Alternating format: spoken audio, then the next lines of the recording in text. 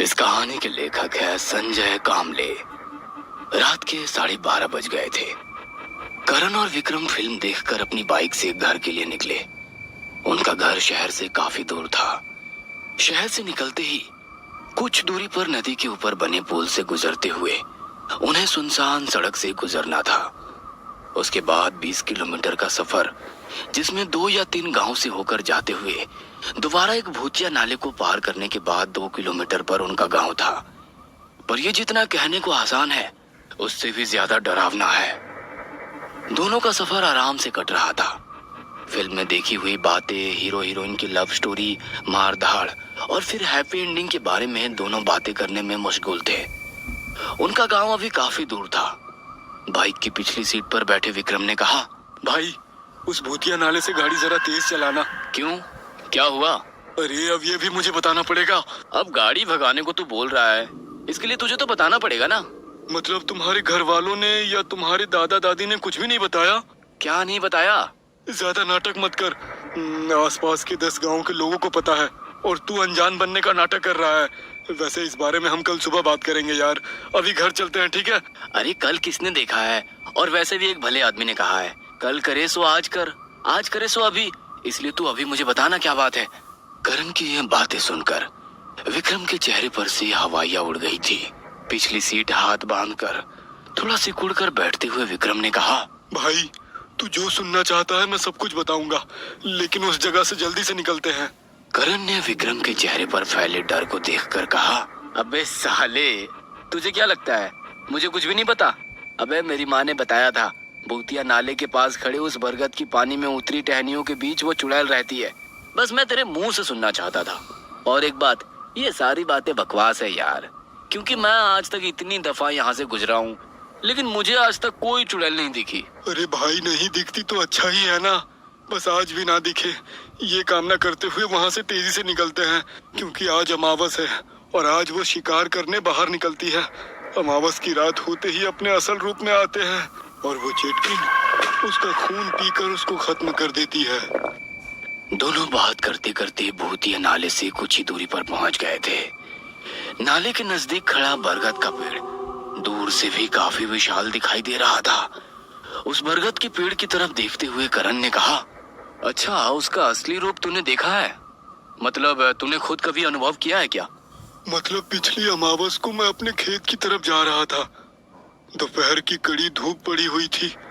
मैं अपने ही धुन में चल रहा था। चलते चलते मैं उसी बरगद के पेड़ के नीचे पहुंचा और तभी मुझे किसी ने आवाज लगाई। आवाज सुनकर मैं रुक गया, क्योंकि आवाज जानी पहचानी सी लग रही थी। मैं ध्यान से सुना। लग रहा था जैसे कोई करा रहा है और कराते हुए मुझे आवाज दे रहा है। मैंने चौंक कर उस ऊंचे और घने बरगद की पेड़ की तरफ देखा। नाले के किनारे खड़े उस बरगद की टहनियों से निकली कुछ जड़ें जमीन तक पहुंच रही थी, तो कुछ नाले के पानी को छू रही थी। हवा के हल्के झोंके से वो धीरे धीरे हिलती नजर आ रही थी, मानो उन जड़ों के बीच कोई मौजूद है जो मुझे घूर घूर कर देख रहा है। डर के कारण मेरा गला सूख गया था और दोबारा वही आवाज मैंने सुनी। इस बार मेरा नाम लेकर कह रहा था, विक्रम, विक्रम, यहाँ से चला जा, वरना मारा जाएगा। चला जा। वो आवाज मैंने पहचान ली। है? किसकी आवाज थी? रघुनाथ की, जो शहर में पढ़ाई के लिए गया था। ये रघुनाथ कौन है? हमारे गांव के आगे एक छोटी बस्ती में रहता था। हम स्कूल में एक ही कक्षा में थे। आगे की पढ़ाई के लिए वो शहर गया। पिछले साल दिवाली की छुट्टियां बिताने के लिए वो गांव के लिए निकला। वो गांव आने वाली आखिरी एसटी थी, जो रात 10 बजे पहुंचती थी। गांव से कुछ ही दूर गाड़ी का टायर पंचर होने की वजह से रघुनाथ को गांव से थोड़ी दूर उतरना पड़ा। चलते चलते वो भूतिया नाले के पास पहुंचा। तभी बरगद के पेड़ के पास उसे एक औरत खड़ी दिखाई दी, जो रघुनाथ को मदद के लिए पुकार रही थी। शायद वो औरत भी उसी की तरह एसटी से उतरी होगी, ये सोचकर वो उस औरत की मदद करने लगा। पर जैसे ही रघुनाथ उसके पास जाता, वो औरत उस जगह से दूर नजर आती। वो दोबारा उसी जगह गया, पर वो औरत फिर दूर नजर आई। ऐसा करते वो बरगद के पेड़ के पास पहुंचा और वो औरत एकदम से गायब हो गई। रात का समय होने की वजह से वहाँ काफी सन्नाटा पसरा हुआ था। रघुनाथ ने चारों ओर नजरें घुमाकर उस औरत को ढूंढा कि तभी एक चीख की तरह औरत की हंसी उस सन्नाटे को चीरती हुई उसके कानों पर पड़ी।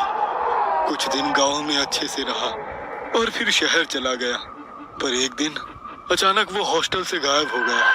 लोगों ने खूब ढूंढा, पर महीनों बाद भी उसका कोई अता पता नहीं। मुझे यकीन है उस चेटकिन ने ही रघुनाथ को मार डाला होगा।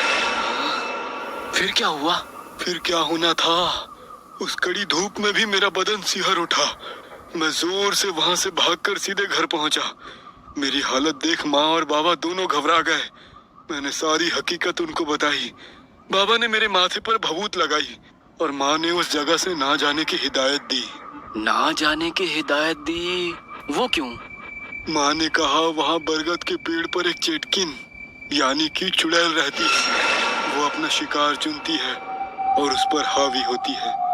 1 महीने के भीतर ही जिस दिन शिकार करना होता है, उस दिन वो शिकार कैसे भी करके उस चेटकिन के इलाके में दाखिल होता है और वो चेटकिन उसका खून पीकर उसको खत्म कर देती है। क्या यार, इतना अच्छा मौका मिला था उस चुड़ैल को देखने का। वैसे यार, ये चुड़ैल खूबसूरत होती है क्या? अगर होती है तो मैं जरूर मिलना चाहूंगा ऐसे ही चुड़ैल से। करण के मुंह से निकलते हुए शब्द के साथ ही उसकी गाड़ी एकदम से बंद हो गई और गाड़ी की स्पीड कम होते होते उस नाले पर जाकर रुकी जहां से विक्रम जल्द से जल्द निकलना चाहता था। गाड़ी नाले के ऊपर बने लकड़ी के पुल पर खड़ी थी। पुल के नीचे से बहने वाली पानी की धीमी आवाज रात के सन्नाटे में साफ सुनाई दे रही थी। उस कच्ची सड़क के दोनों तरफ छोटी मोटी झाड़ियों के बीच कुछ जुगनू हवा में मंडराते नजर आ रहे थे। पिछली सीट पर बैठे विक्रम ने करण से कहा, भाई जल्दी से गाड़ी शुरू कर, मुझे बहुत डर लग रहा है। विक्रम की डरी सहमी आवाज सुनकर करण ने कहा, अरे शुरू तो कर रहा हूँ, पता नहीं क्या हुआ है। पेट्रोल भी है, अचानक इसे क्या हो गया है। लगता है ये भी चुड़ैल से मिलना चाहती है। इतना कहकर करण ठहाके मार के हंसने लगा कि तभी विक्रम डरी सहमी आवाज में बोला, भाई तूने वो आवाज सुनी? किसकी आवाज? और दोनों चुपचाप उस आवाज को सुनने की कोशिश करने लगे।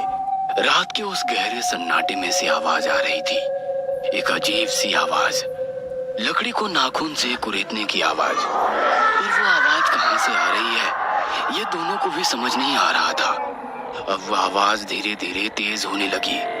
डर के कारण विक्रम का तो गला सूख गया था। तभी ना चाहते हुए वे विक्रम की नजर नाले के किनारे कुछ दूरी पर खड़े उस बरगद के पेड़ पर गई। वह बड़ा सा वृक्ष रात के अंधेरे में किसी राक्षस की तरह लग रहा था। उसने झट से अपनी नजरें उस पेड़ पर से हटाई और सामने सड़क की ओर देखा, पर सामने वाला नजारा देखकर सन्न रह गया। वह अकेला उस पुल के ऊपर खड़ा था।